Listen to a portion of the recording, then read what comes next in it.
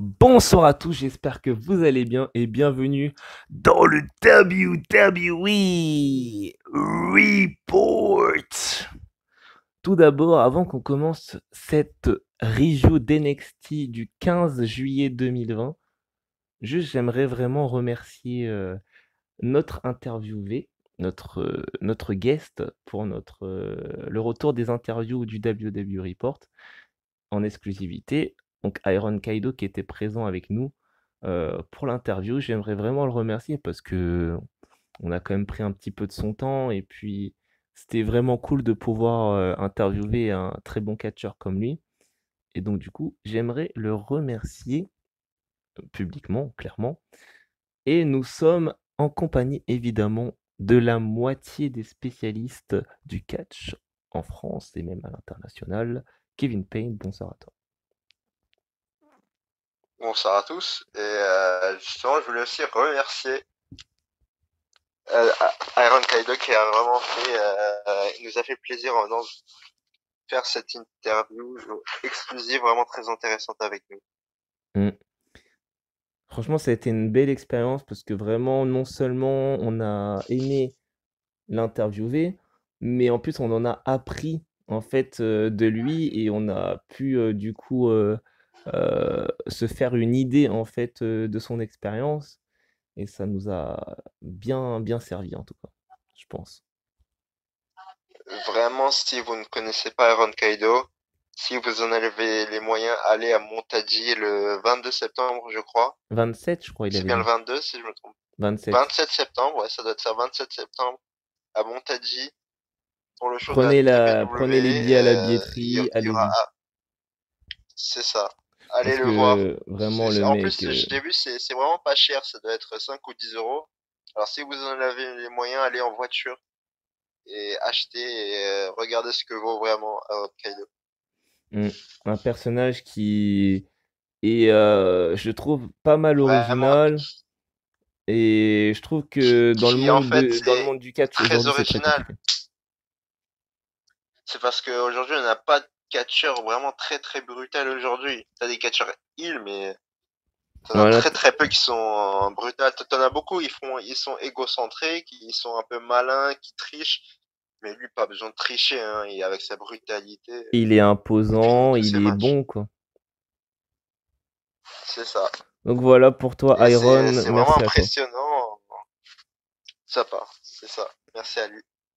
On va entamer cette review, pardon, d'NXT du 15 juillet 2020. La review de qu'est-ce qui s'est passé, on va le savoir tout de suite. Donc du coup, le show de WWE NXT commence avec une vidéo de la victoire de Keith Lee lors de la seconde soirée de Great American Bash, seconde nuit du coup. Le champion NXT est nord-américain. Keith Lee arrive ensuite sur le ring et prend le micro. Keith Lee dit que c'est magnifique comme réception, mais il aimerait entendre à nouveau au micro son annonce. Donc le mec, en fait, non seulement il a le Graal, c'est-à-dire qu'il a le Graal, la chance de pouvoir réaliser cet exploit, c'est-à-dire de non seulement devenir champion NXT pour la première fois de sa carrière, mais en plus de ça, garder son titre. Et en plus, il a battu l'un des meilleurs performeurs de l'histoire du catch à NXT, Adam Cole. Et donc là, tu te dis, c'est incroyable. Là, tu te dis, c'est incroyable. Le mec, quand même, a réalisé quelque chose que personne n'a jamais fait, en fait. Et pourtant, ça fait plus de 60 ans que l'entreprise est debout. Donc, c'est juste immense. C'est extraordinaire et on connaît le talent de Keith Lee. Il a eu la meilleure année de sa vie en 2019-2020 et c'est pas prêt de s'arrêter. À mon avis, non, c'est pas prêt. Kelly dit que c'est une magnifique réception, du coup, mais il aimerait entendre encore une fois sa présentation. Donc, l'annonceuse l'annonce à nouveau en tant que double champion. Ensuite, Lee dit qu'il comprend que les derniers mois ont été difficiles. On a tous eu des problèmes, tristesse et souffrance. Il comprend des gens qui nous quittent, la douleur, mais il y a quelque chose de spécial qui arrive lorsque, lorsque, en gros, lorsqu'on est sur le ring devant nous, en gros, devant les gens. Il y a des choses qu'il ne peut pas expliquer, quoi. Il peut le sentir alors qu'il est ici avec ses titres. Il n'est pas idiot. Il a célébré et maintenant c'est la réalité. La réalité est qu'il y a un vestiaire complet d'amis et d'ennemis qui veulent avoir la même chance dont il a eu. Et il est conscient en fait de cette chance qu'il a eue. Il est conscient du fait que le mec a débarqué en 2019. Le mec était dans des fédérations indépendantes. Il travaillait beaucoup avec son pote Chris Dijak, alias Dominik Dijakovic. Et il a travaillé beaucoup avec lui dans les fédérations indépendantes. Ils ont été recrutés en même temps. Ils ont été recrutés en même temps. Et clairement, quand j'ai vu du coup son histoire, je me suis dit franchement, là, le mec, rien à dire quoi. Du coup, après, ce qu'il a fait, c'est qu'il a invité carrément Dominik Dijakovic a monté sur le ring, à le rejoindre. Ils se sont félicités tout simplement pour tout l'accomplissement qu'ils ont eu ensemble. Et ensuite, excusez-moi si vous entendez des bruits autour, c'est la MIFA, c'est les aléas du direct. Du coup, clairement, du coup, Dominik Dijakovic qui était surpris lorsque Keith Lee a littéralement invité Dominik Dijakovic à l'affronter pour les deux titres. On a vu les yeux de Dominik Dijakovic, il n'en croyait pas ses yeux. Le mec, son meilleur ami, l'invite carrément lui à l'affronter. Donc à un moment, t'as Dominique, il regarde les deux titres et il dit euh, you want me complete against you for this title? Et donc t'as Keflik qui lui dit yes. Après, t'as Dominique qui lui demande pour justifier, enfin pour demander la question. Il fait both of them, genre les deux en même temps, quoi. Et genre t'as Keflik qui lui dit bien sûr, les deux. Genre, le mec remet en jeu ses deux ceintures la, juste la semaine après où il les a gagnées. Et c'est là où on voit la compétition de Keith Lee. C'est là où on voit que c'est un vrai champion. Le mec vient de gagner les titres, il est déjà là à les remettre en jeu. Et en plus, contre Dominik Dijakovic, qui n'est pas nul, largement non. Le mec, il fait des trucs incroyables. Le mec fait 2 mètres et quelques, je crois, pour 120 kilos. C'est incroyable. Franchement, moi j'ai bien aimé le match entre Dominique et Keith Lee. Kevin, qu'est-ce que tu en as pensé de ce segment et qu'est-ce que tu en as pensé du match? Vraiment très bon segment de Dominik Dijakovic, c'est un choix logique, premier choix logique parce que c'est quelqu'un avec qui il a travaillé pendant toutes ces années dans l'indépendant et il a fait plusieurs matchs à NXT qui étaient, tout le monde le disait, c'était des matchs entre 4 et 5 étoiles tous. Mm. C'était vraiment magnifique. Et ce qui m'a impressionné sur ce match en fait, c'est qu'à l'inverse des autres matchs où tu avais le match c'était une épreuve de technique. En gros, Mm. ce sera le gagnant, c'était toujours celui qui était le plus technique. Et là, c'était vraiment la puissance qui régnait. C'est ça. On a Vraiment, bien vu ils au essayaient de début gagner par la force, la lorsqu'ils puissance. se sont fait une épreuve de force, on voyait du coup Keith Lee qui était supérieur niveau force à Dominique. Et on voyait un Dominique vraiment soumis, enfin pas soumis, mais inférieur en fait à Keith Lee. Et c'était un peu bizarre. Enfin, moi, ça m'a un peu gêné, un petit peu. Je vais vous dire pourquoi ça m'a gêné, parce que ils font pas, enfin, ils font quasiment le même poids. Donc ça m'a un petit peu gêné de voir Keith Lee littéralement rendre inférieur Dominique niveau poids. Mais après, je me suis dit, c'est logique, parce que non seulement c'est le champion, mais en plus, il est plus lourd que Dominik Dijakovic. Donc forcément, il lui montre en fait qui est le plus fort. tout simplement. C'est ça, et en plus, enfin, tu dis qu'il est plus imposant, enfin, Kiefer, il est quand même plus imposant, il fait, je crois, dans les 150 kilos, non? Moi, il y a moyen Je 100, vais 138, je 140, vais je sais pas. vérifier. Je sais pas. Attends, Ça, par attends, contre, je je vais peux dire. pas te dire, mais je pense Ah, que. voilà, 154 kilos, Ah ouais, un quand mètre même. 88. Ah ouais, quand même. 154 kilos. Ah ouais. Ah ouais, quand même. Et Dominique Dajakovic, je crois il doit faire dans les 126, comme tu as dit. Hum. Et ça, ah voilà, 122,5 kilos, en gros 123 si on a rendu. Ah, ok, 123 kilos. Ok. Du coup, ouais, Tu franchement, vois? moi aussi, j'ai très bien aimé ce match. Franchement, c'était le main event, enfin, l'un des main events de la soirée.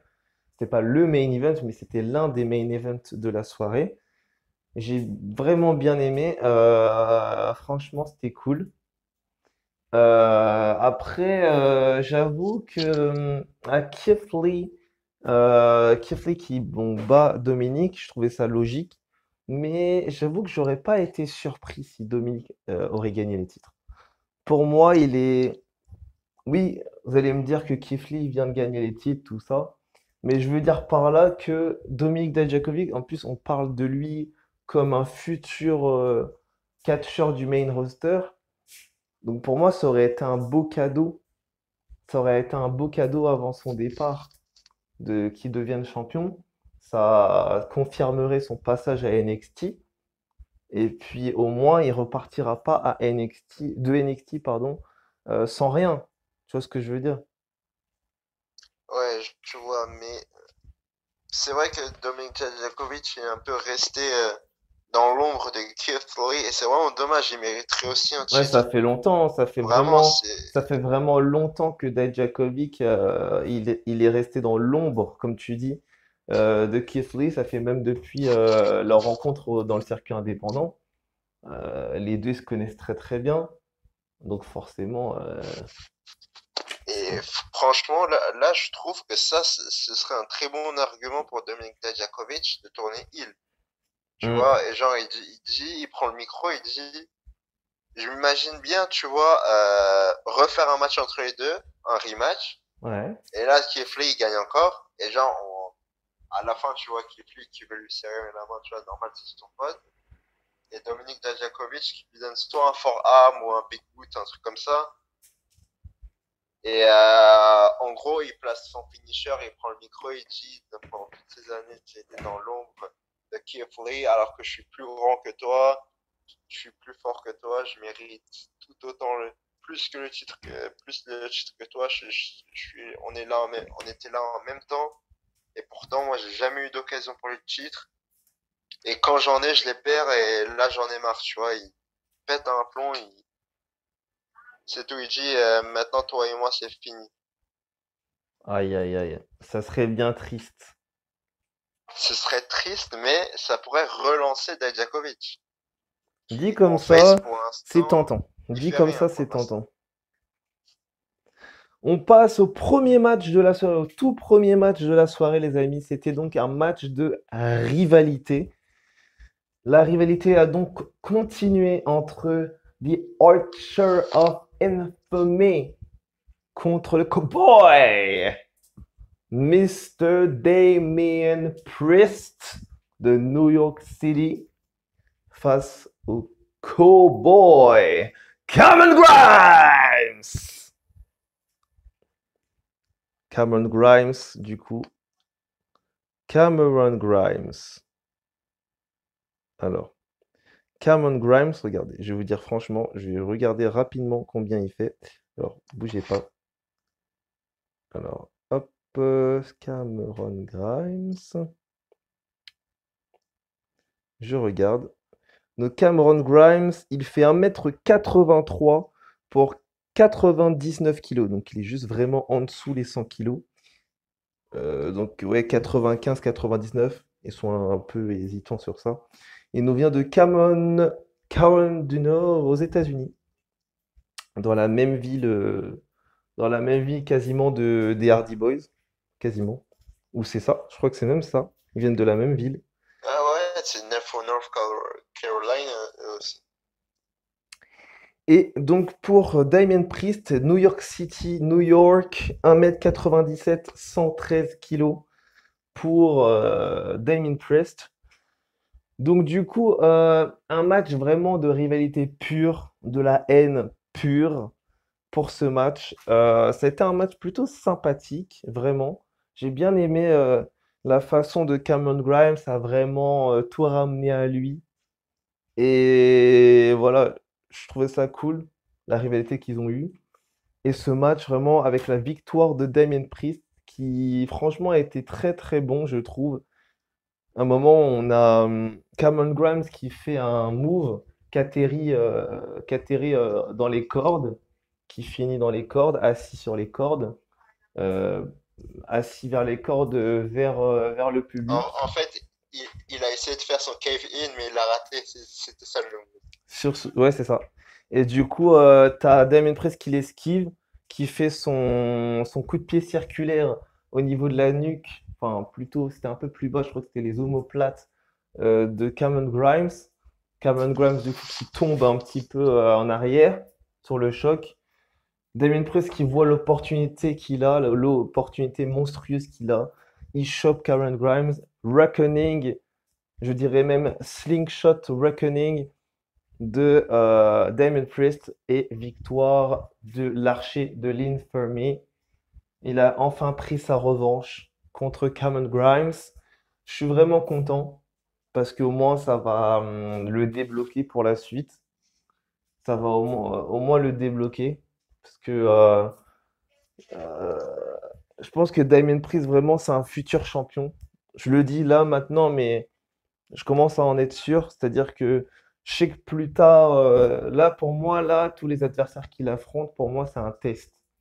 C'est-à-dire qu'ils sont en train de tester la manière en fait où il travaille pour voir s'il peut travailler avec tout le monde.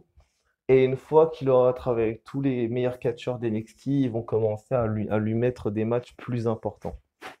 Ce qui est tout à fait normal.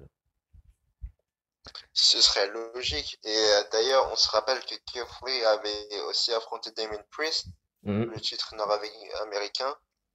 Et donc, ce serait logique qu'il se tourne vers ce titre.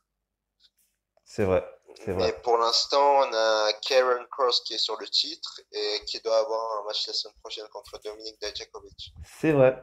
Je vais vous expliquer pourquoi, vous inquiétez pas.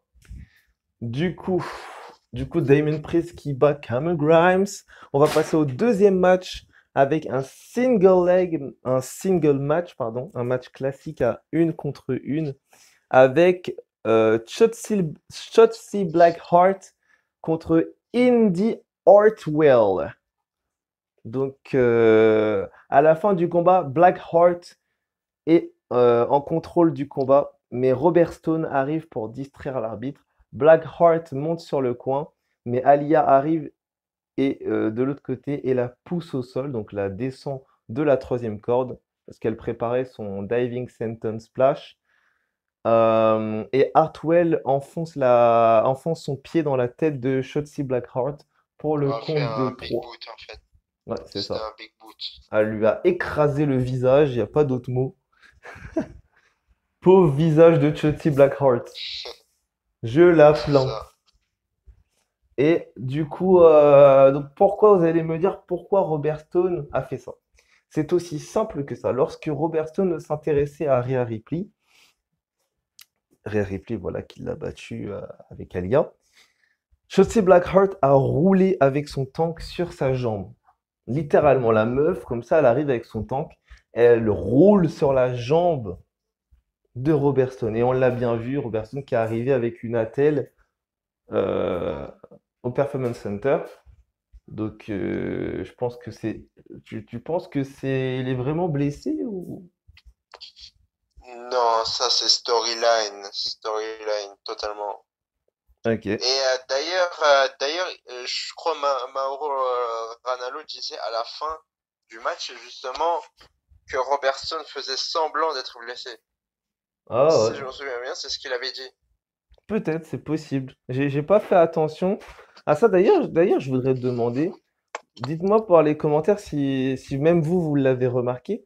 Mais je pense que les commentaires de Beth Phoenix et Mauro Ronaldo sont enregistrés, hein, parce que ils sont pas présents pendant le show. Ouais, non, ils sont pas du tout présents, donc c'est pour protéger du virus, quoi. Donc, je pense qu'ils les Ils sont enregistrent pas à du tout présents. l'avance et qu'ils les C'est balancent au bon enregistré, moment. Mm, c'est ça. Mais de toute façon, comme les choses sont enregistrées, ils peuvent préenregistrer aussi les commentaires. c'est vrai. Du coup, donc Indy Hartwell a gagné ce match avec son Big Boot. De retour en coulisses, on demande à Tegan Knox ce que ça prend de ce que ça va faire si elle gagne en gros. Knox dit que c'est Shirai l'obstacle ce soir, mais elle fait ça depuis trop longtemps pour perdre. Ce soir, c'est sa soirée. Ce soir, comme elle a dit, c'est Tegan Knox here, elle est là quoi. Elle veut gagner, elle veut avoir sa chance. Elle veut que cette soirée soit la soirée de Tegan Knox. Elle n'a jamais été aussi forte et rapide que ce soir. C'est la soirée de Tegan Knox. On retrouve donc un peu plus tard El Ligado del Fantasma qui vont trinquer. Donc Joachim Wild, Raúl Mendoza et le champion par intérim des poids moyens, Santos Escobar, qui sont en train de trinquer. Donc ils trinquent pour leur premier match par équipe ensemble et surtout la victoire contre Drake Maverick. C'est dire si Escobar n'a aucun respect pour un mec qui a vraiment été sympa avec lui. Ah, mais il s'en fout complètement. Lui, ce qu'il voulait, c'est le titre. C'est Et il a clair. eu ce qu'il voulait, il a eu son titre. Maintenant, respect ou pas respect, lui, il s'en fiche de ça. Donc, du coup, Escobar qui félicite son équipe pour la victoire à Great American Bash et la fin de Drake Maverick, comme je l'ai dit. La seule raison dont il a un boulot, c'est parce qu'il a pleuré sur YouTube. Non, franchement, Escobar, t'es méchant. Franchement, t'es méchant quand même. C'est méchant ce que tu dis, c'est pas drôle. Le mec a perdu son contrat, bordel de merde. C'est normal qu'il pleure. C'est normal. C'est le mec, déjà, non seulement faut dire que le mec, il a pas perdu que son contrat de catcheur, il a perdu également son contrat de dirigeant de 205 Live. Donc au bout d'un moment, quand tu es hyper bien payé et que tout s'arrête pour toi, eh ben, tu pleures. Parce que tu te dis, ben, plus d'argent, plus de travail, plus de maison, plus de voiture, plus rien. Tout s'arrête. Le monde s'arrête. C'est normal du coup qu'il est en larmes parce qu'il a vu tout ce qu'il a pu accomplir dans sa carrière à la WWE, tout simplement s'arrêter brutalement. Donc forcément, il était pas bien. Et après, quand Triple H, après tout ce qu'il a fait dans le tournoi, Triple H qui vient et qui reconnaît son talent en personne, donc Hunter qui arrive comme ça, qui enfin reconnaît le talent de Drake Maverick et qui lui redonne un contrat, ça lui a fait du bien. Ça a juste montré en fait que Drake Maverick, même s'il y a des gens qui se foutent de sa gueule, mais je suis désolé, Drake Maverick, c'est le premier mec à venir, c'est le mec, il est là, il est présent. Le mec, tu lui donnes un poste, il va pas le refuser. La preuve, il est general manager de Show 5 Live. Tu lui mets un manager d'un groupe, il y va. Tu lui mets un match, il y va. Le mec, il est présent. Le mec, il est là. Vous voyez ce que je veux dire? Et ça, des catcheurs comme ça, il n'y en a pas beaucoup. Des catcheurs vraiment polyvalents comme ça, il n'y en a pas beaucoup. C'est comme tu dis, il y en a pas beaucoup. Drake Maverick, c'est vraiment le cruiserweight par excellence. Vraiment, il est très très bon sur le ring. Et c'est vraiment dommage que avant ce push qu'il a eu, il était dans des histoires de 24/7 Championship. Là. C'est vraiment dommage. Ça, c'était vraiment, C'est je pense, triste de voir pour ça. moi, c'était vraiment pour moi la pire période de sa carrière, hein. Parce que moi, j'ai quand même suivi Drake Maverick lorsqu'il s'appelait encore Rockstar Spud. Ouais, Et à la TNA, il avait gagné justement le British Bootcamp. justement, ils avaient créé un tournoi en Grande-Bretagne, au Royaume-Uni, qu'il avait gagné. Donc il avait pu Mm. rejoindre la TNA en 2012.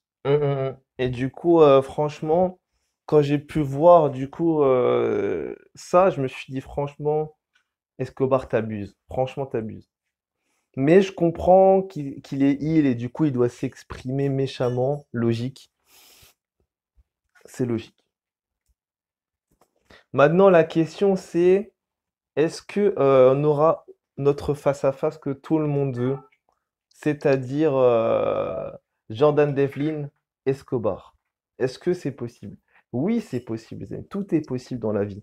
C'est juste qu'avec le Covid-19 et tout ce qui se passe en ce moment, les frontières entre l'Irlande et les États-Unis sont fermées. Donc forcément, c'est très compliqué pour Devlin de venir. Mais croyez-moi que s'il y avait moyen à Devlin de se ramener, il serait là. C'est ça. Mais Devlin, bon, pour l'instant, on n'a toujours pas de nouvelles de lui. Mm. Et c'est vrai aussi, il a été atteint par les speaking out aussi, c'est vrai. Ça aussi. Aussi. Mais bon, même ça, on n'a toujours pas eu de nouvelles. Ça se trouve, c'est déjà réglé. Mm. Mais bon, c'est pas. Ensuite, après le match entre Kipli et Dominik Dijakovic, nous avons eu un nouveau match. Mais d'abord, on a eu un segment avec l'entraînement de Timothy Thatcher. Timothy Thatcher qui a donc lancé son entraînement depuis quelques semaines à la WWE. Un entraînement où il s'amuse à littéralement apprendre des prises à des gens qu'on ne voit pas, des élèves qu'on ne voit pas. Et ensuite, il a appris la Fujiwara Armbar, donc comment on porte cette prise douloureuse. Et ensuite, il a eu un match contre une rookie de la NXT qui s'appelle Denzel Denjornet. À la fin du combat, Thatcher applique un leg lock, donc un single leg Boston Crab à Denjornet pour le faire taper rapidement. Donc Denjornet a pris donc du coup le Boston Crab avec une seule jambe. Et ensuite, du coup, à un moment, Denjornet voulait s'en sortir. On a vu du coup notre ami Thatcher qui a modifié la prise dans un leg lock et qui a littéralement arraché la jambe de Desjournet. Donc franchement, j'ai vraiment eu mal. Franchement, je vous dire franchement, j'ai eu mal pour Desjournet parce que franchement, sa jambe, mais mon Dieu, vous imaginez ou pas la douleur qu'il a dû ressentir? T'imagines, Kevin? C'est Timothy Thatcher, c'est un spécialiste des soumissions. C'est vraiment le spécialiste des soumissions. Mm, Et si vraiment vous vous retrouvez contre lui dans un match de soumission, priez parce que là, il n'y a plus rien à faire. c'est clair. Il Le a, mec, il a il a complètement vraiment un déboîté. Le mec panel, a, il a un panel de soumission extraordinaire, le ouais, mec. le mec a déboîté l'épaule de Oni Lorcan. D'ailleurs, Oni Lorcan qui est venu sauver des journées. Il a déboîté l'épaule de Oni Lorcan lors de leur match. Il a déboîté la jambe de Den Journette. C'est qui le prochain? Sérieusement, c'est qui le prochain? Dites-nous. C'est quel membre d'ailleurs qui va attaquer? Beaucoup de questions, beaucoup de questions. Visiblement, le prochain, c'est Oni Lorcan, parce que Oni Lorcan qui a lancé un défi à notre ami Thatcher. Donc, un Oni Lorcan Thatcher dans très peu de temps à NXT. N'est-ce pas, Kevin? Ronnie Lorcan, Timothy Thatcher, ouais, bientôt. Bientôt, gros match, je pense que ce sera dans un match quand même qui se rapprochait d'un match de soumission, peut-être. Hmm. Je verrais bien un high quit match quand même. Ah, Vraiment, pour le possible. retour du high quit, ce serait pas mal. Ça serait pas mal, ouais. Du coup, on présente un tweet de Rhea Ripley qui explique en avoir terminé avec Robertson et qu'elle va regarder le main event de près ce soir. Donc Rhea Ripley qui s'intéresse au main event entre Io Shirai et Tegan Nox. Plutôt intéressant. De retour dans une vidéo plus tôt aujourd'hui, Robert Stone s'excuse à qu'il a eu une mauvaise journée et il ne voulait pas lui parler ainsi. Alia arrive et lui montre un dessin fait par Dexter Lumis. Donc de lui dans un tank avec Killian Dane. Killian Dane arrive. Dane est frustré par le dessin et dit à Stone de lui donner un combat contre Loomis. Et là, je pense que comme tout le monde, on s'est posé cette fameuse question. Est-ce que Killian Dane fait partie de Robert Stone Brand? Alors, non, vraiment, non, non, non, c'est On sûr, s'est il en tous fait pas posé cette partie. question. Je suis Il sûr. en fait pas partie, ça se voit, il en fait pas Moi, partie. je pense que, comme tu dis, je pense qu'il en fait pas partie. Mais je pense que Killian Dane commence, même s'il est un peu taré dans son cerveau, voire beaucoup, très très taré, il reconnaît le talent de Robert Stone. Il sait que c'est un futur très très bon manager dans les rangs. Donc dans les rangs évidemment de Paul Heyman, Zelina Vega, Bobby Heyman. Voilà, il y a plein de managers que je peux dire. Ted DiBiase. Il y en a plein. Voilà, je vais pas tout citer, mais il y en a beaucoup. Mais il voit Robert Stone comme un futur très très bon manager. Et du coup, il lui a dit, franchement, voilà, mets-moi un match contre Dexter Lumis. Mets-moi un match, mets-moi un match, mets-moi un match. En train de l'étrangler, tu vois, littéralement. Et du coup, Robertson qui clairement a dit, ouais, ouais, c'est bon, je vais te le mettre. Et ça a annoncé officiellement pour la semaine prochaine à NXT, les amis, par l'ordre de Robert Stone, Monsieur Robert Stone. Et évidemment, avec l'aide évidemment de Hunter et de William Regal. La semaine prochaine, ça sera donc officiel. Dexter Loomis va faire face à Killian Dane. Oh mon Dieu, Kevin. J'ai envie de te dire, heureusement qu'il commence à remettre des matchs pour Killian Dane. Ça faisait long, limite, moi je l'avais oublié, je savais plus qu'il était là. Et heureusement, ils ont recommencé à le mettre dans le roster et à lui redonner des matchs après toutes les blessures qu'il a eu. C'est vraiment un cas très très imposant. Je sais pas combien de. Il doit faire peut-être dans les 1m90. Killian Dane. Je pense que notre ami, notre spécialiste doit faire quelque chose en même temps. Parce que du coup, à un moment on l'entend hyper bien, à un moment on l'entend pas hyper bien. Alors attendez, donc du coup, il nous vient de Belfast, Noble Island. Il fait 1m93 pour 146 kilos. Et Dexter Lumis, lui, il nous vient de Jacksonville, Florida. Il le fait 1m89 pour 108 kilos. Ah ouais, c'est un monstre le mec. 1m89 quoi. Il est imposant, clairement. 1m90 carrément, quasiment. Le mec est très grand. Le mec, il a un regard, mais laisse tomber. Moi, franchement, je te le dis, hein, si Dexter Lumis, il me regarde comme ça, je pense que je vais me barrer très très loin. Ah, mais, ah non.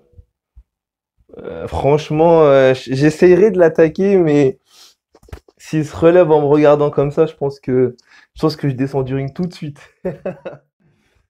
Faut éviter les problèmes. Évitons les problèmes, n'est-ce pas, Kevin? Un face-à-face de mec taré. Alors, deux mecs t'arrives vraiment, t'en as un qui est très imposant, c'est Killian Dane qui fait presque 146 kilos pour Il fait exactement 1m89. 146 kilos. 1m93, 146 kilos. Ça, c'est vraiment très impressionnant de sa part. Et on connaît Dexter Loomis, sa folie, vraiment, il est capable de battre n'importe quel catcheur. Il a un personnage extraordinaire. Mm. Et je pense que la semaine prochaine, je vais donner mon résultat dans la preview de NXT. Pas maintenant. Ok. On annonce également, suite à ce qui s'est passé avec Dominik Dijakovic, parce que vous le savez, en gros, Keith Lee avait cassé le sablier de Karrion Kross, pardon, je vais y arriver. Donc Keith Lee avait cassé ce sablier en le laissant tomber devant Scarlett. Et du coup, Scarlett a ramené justement les pièces du sablier pour envoyer un message direct pour Keith Lee. En gros, tic, tac, tic, tac. Ton temps va bientôt s'écouler. en gros. Et C'est ça, du ils ont coup, Dominique fait. Dijakovic était présent pendant ce moment-là. Du coup, un moment, après une coupure de page américaine, évidemment, on retrouve Dominique Dijakovic qui se prépare du coup pour son match. Enfin, après son match, je veux dire qu'il se prépare pour rentrer chez lui, quoi, tranquillement. Et clairement, il y a Karrion Kross qui apparaît comme ça, en face de Dominique Dijakovic. Du coup, forcément, Dijakovic trouve ça chelou. Clairement, toi, t'es tranquillement en train de te changer, t'es en train de te préparer à sortir de l'arrêt, et tu vois un mec complètement cinglé qui te regarde comme ça. Tu dis, mais what the fuck? Qu'est-ce qu'il y a? Tu vois? C'est ça. Du coup, Karrion Kross qui commençait à parler verbalement très très méchamment avec Dijakovic. Dijakovic qui commence à l'attraper, qui commence à clairement lui montrer sa dominance. Karrion Kross qui le contre, il l'envoie carrément sur le béton, carrément. Il lui a mis un back body drop méchamment sur le béton. J'ai mal au dos pour Dijakovic. Et ensuite, il a lâché sa catchphrase TikTok et il s'est barré. Du coup, Ah, vraiment. Et d'ailleurs, c'est de là que vient le match, justement, entre lui et Dominique Dijakovic. c'est ça. Donc, du coup, la semaine prochaine, on aura deux matchs avec quatre tarés, quatre grands tarés. Franchement, ça ne m'étonne pas. On aura donc du coup Kylian Dane contre euh, notre ami Dexter Lumis, voilà. Et il y aura Kylian Dane, après ce Kylian Dane Dexter Lumis, il y aura Karrion Kross contre Dominic Dijakovic. Donc voilà, deux matchs de taré, clairement. Ça promet un bon NXT pour la semaine prochaine. Ça promet un très très bon NXT. Comme d'habitude, hein, ça va être très très bon. Et il y aura beaucoup de qualité, ça c'est sûr. Mm. Du coup, excusez-moi si je bafouille, c'est parce qu'en fait, il y a tellement de choses auxquelles je pense pour ce show et même pour autre chose que bah ça se mélange un peu. Ça se mélange un peu dans ma tête. Reconcentrons-nous avec le main event. Io Shirai, The Genius of the Sky, contre Tegan Nox, la japonaise de Tokyo, Japan, contre la galloise du Pays de Galles. Alors, je vais vous dire les poids, etc., évidemment. Donc, du coup, Io Shirai, elle nous vient de Kamakura, euh, Kanagawa, au Japon, sa vraie ville de naissance. Elle réside à Tokyo. Ensuite, elle mesure 1,56 m pour 54 kilos.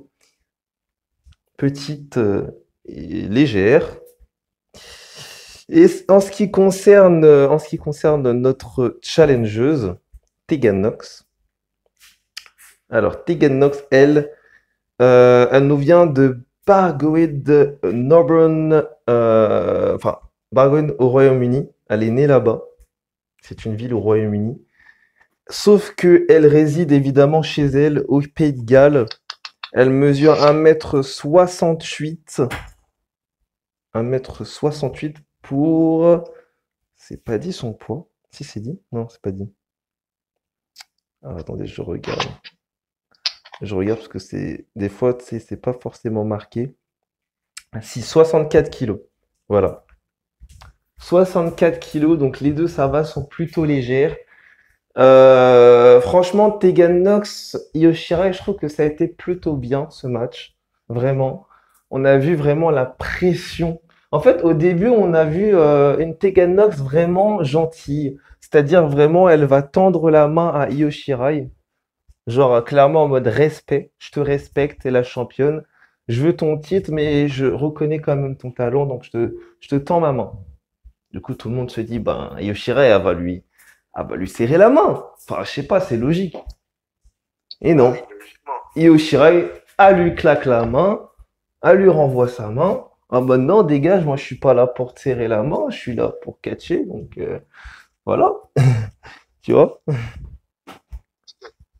Du coup, Io Shirai qui se prépare, Teganoti prépare, clairement, même pas d'annonce de titre, hein. Clairement, il y a eu un début d'annonce, mais avec ce mouvement, en fait, l'annonceuse a fait son travail, vous savez, quand l'annonceuse, du coup, ou l'annonceur fait son travail et qu'il y a un début de baston, vaut mieux qu'il quitte rapidement le ring. Ça évite les désagréments. Ah, ça évite beaucoup de choses, hein. Faut laisser faire la chose et laisser le crémer tout seul. Ça évite les blessures complémentaires. Du coup, on n'a pas eu d'annonce pour le titre, mais c'est pas grave. On a débuté avec un match plutôt cool entre les deux. Après, au bout d'un moment, je dirais, vers la shine de Tegan Nox, on a commencé à sentir la pression dans les yeux, dans le move de Tegan Nox. On a vu une Tegan Nox très impliquée dans le match, vraiment, au début. Il y a un moment, on a vu Teganox quand même s'affaiblir de plus en plus. J'avais l'impression qu'elle perdait en vitesse, vraiment. Genre, plus le match avançait, plus elle perdait de vitesse. J'avais l'impression qu'elle était même pas essoufflée. C'est même pas une question de souffle. C'est clairement son cardio, j'ai l'impression, elle tient pas. Et pourtant, je suis personne dans le catch, hein, je vous le dis franchement. Je suis un élève, voilà. J'ai quand même de l'expérience, on va dire, niveau catch. J'ai quand même 14 ans de catch derrière moi, que je regarde à la télé. Donc voilà, quoi, j'ai quand même des connaissances. Mais niveau in-ring, niveau catch en soi, je suis encore un élève.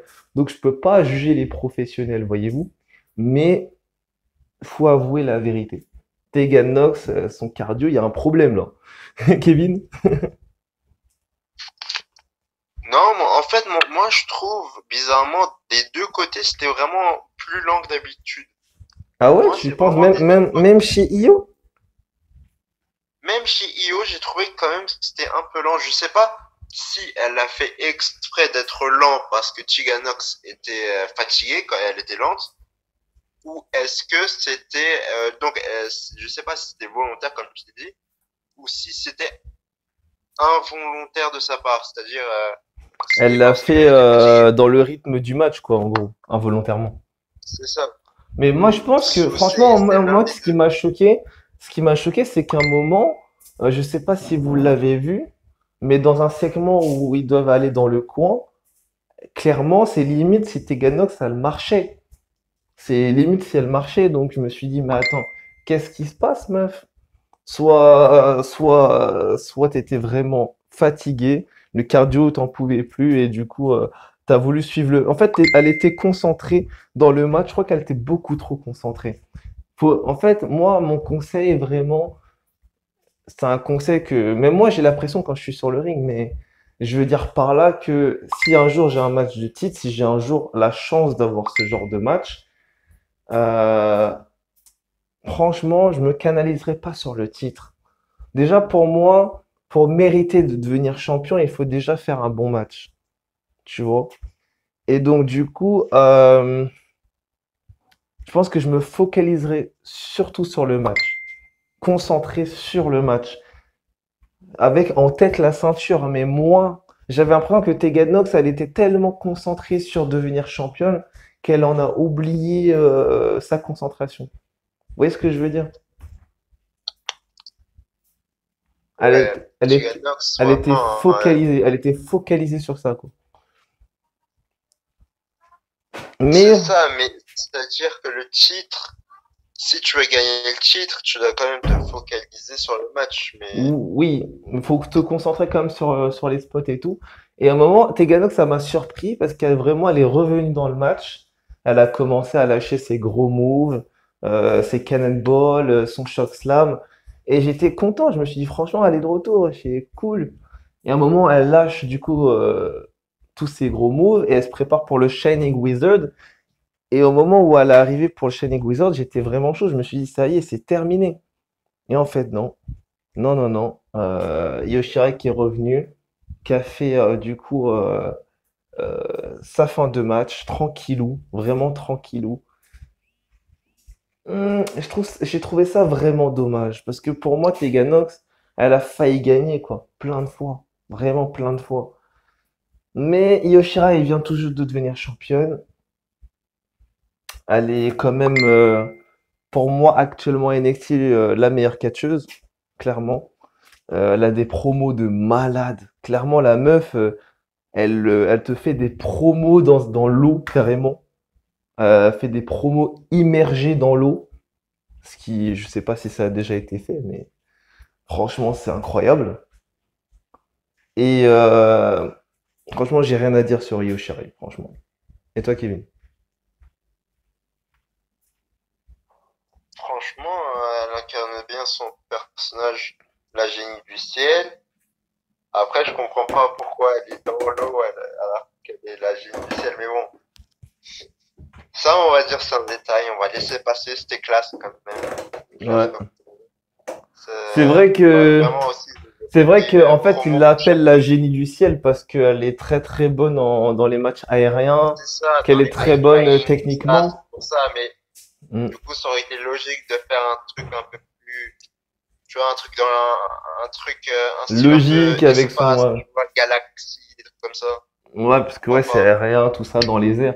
Je comprends ce que tu veux dire, la logique, mais après, je pense qu'Yoshirai Après, c'était a classe voulu aussi. enlever tout ça, elle voulait vraiment faire quelque chose qu'elle sait faire et puis voir ce que ça donne. Et je pense que Triple H, il a kiffé et du coup, il lui a laissé ce segment. Du coup, ben, C'est ça. Et, mm. vraiment aussi le côté parler en japonais, ça rajoute de la violence aussi. Ouais, parce que du coup, T'as on a vu l'impression vraiment, d'abord à ses débuts. parler en anglais, parler en japonais, t'as l'impression quand c'est en japonais et que tu parles avec un ton méchant, t'as l'impression que c'est Et, un vrai méchant, tu vois. Et ouais, elle il est un t'insulte, peu plus quoi. méchant que d'habitude. T'as C'est l'impression ça, qu'elle c'est t'insulte un peu.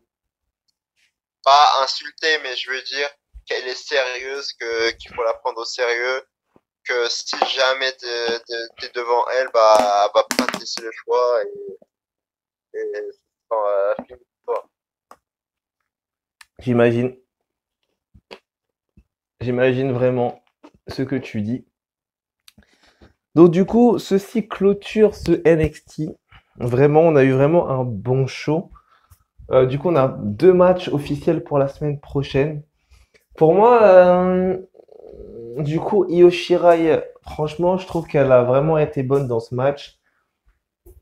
J'ai trouvé du coup ce match, comme on l'a dit, lent, mais pour moi, un prochain adversaire pour Io Shirai, ouais, Rhea Ripley, hein.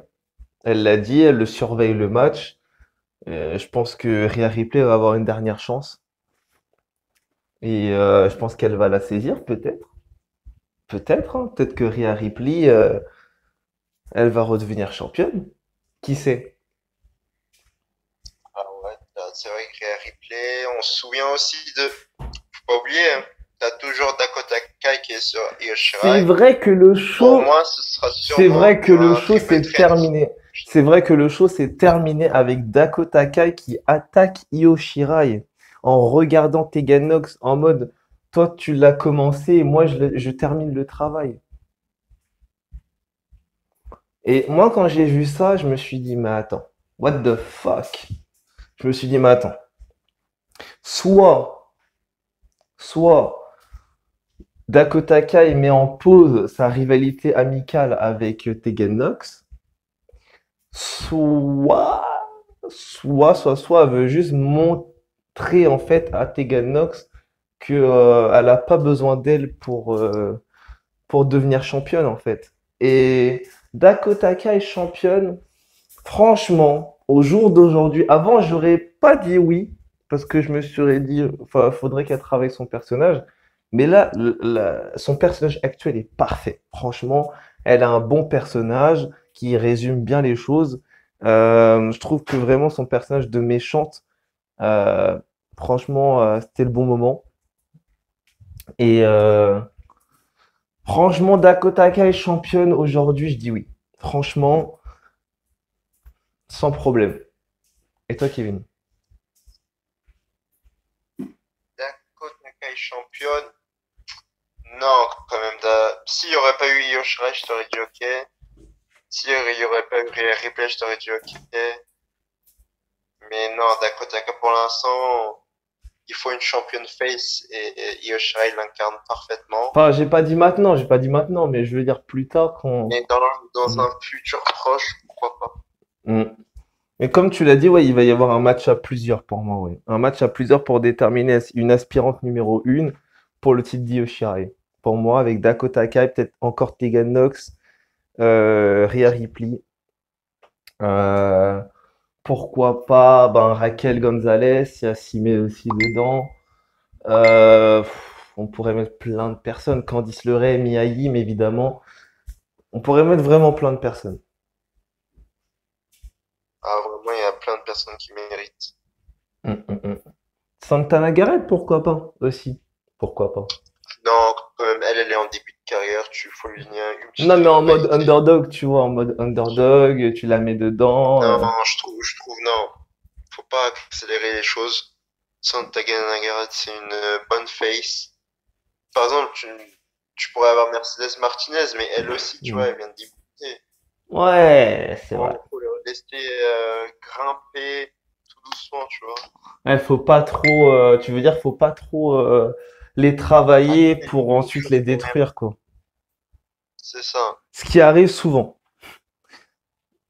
malheureusement. Tu travailles trop une superstar et au final, tu la mets dans le main roster. Elle est utilisée pendant, allez, 2 3 ans et après, tu la revois plus. Et l'exemple cheap, c'est ici Free. C'est ça. C'est ça, exactement. Exactement. Du coup, ben, encore une fois, je tiens à remercier, même si, mais vous inquiétez pas, les amis, franchement, je vais vous dire, franchement, on n'est que au début de nos capacités. Vraiment. C'est-à-dire que vous avez encore rien vu encore. Moi, franchement, je veux le dire, franchement, il y a vraiment des choses qui se préparent pour vous. Je peux pas vous dire tout parce que, bah, ça serait vous spoiler, tout simplement. Mais croyez-moi, il y a beaucoup de choses encore que vous ne savez pas qui sont en train de se préparer pour vous divertir. Donc, si vous êtes impatient de tout découvrir, c'est-à-dire les vlogs, les let's play, les émissions, les talk shows, les interviews qui arrivent, évidemment, si vous êtes impatient de le découvrir, abonnez-vous. Abonnez-vous, likez, commentez, partagez, activez la cloche. Et croyez-moi, il y a du très très lourd qui va arriver. N'est-ce pas, Kevin? Ah, mais déjà, rien que pour les interviews, on a plein de noms. Bon, on va pas les révéler, mais on a déjà plein de noms. L'interview de Aaron Kaido arrive bientôt. Exact. Et on a d'autres noms qui arrivent. Il y a beaucoup de noms, que ça soit des équipes, que ça soit des légendes, que ça soit, quand je parle de légendes, je parle de légendes, on va dire, franchement, du circuit indépendant. Franchement, même, je dirais même qu'il y a aussi des superstars féminines qui peuvent arriver également. Donc vraiment, si vous avez envie de découvrir tout ça, c'est simple, vous vous abonnez à la chaîne. Sur ce, les amis, bisous à vous tous et on se retrouve très prochainement.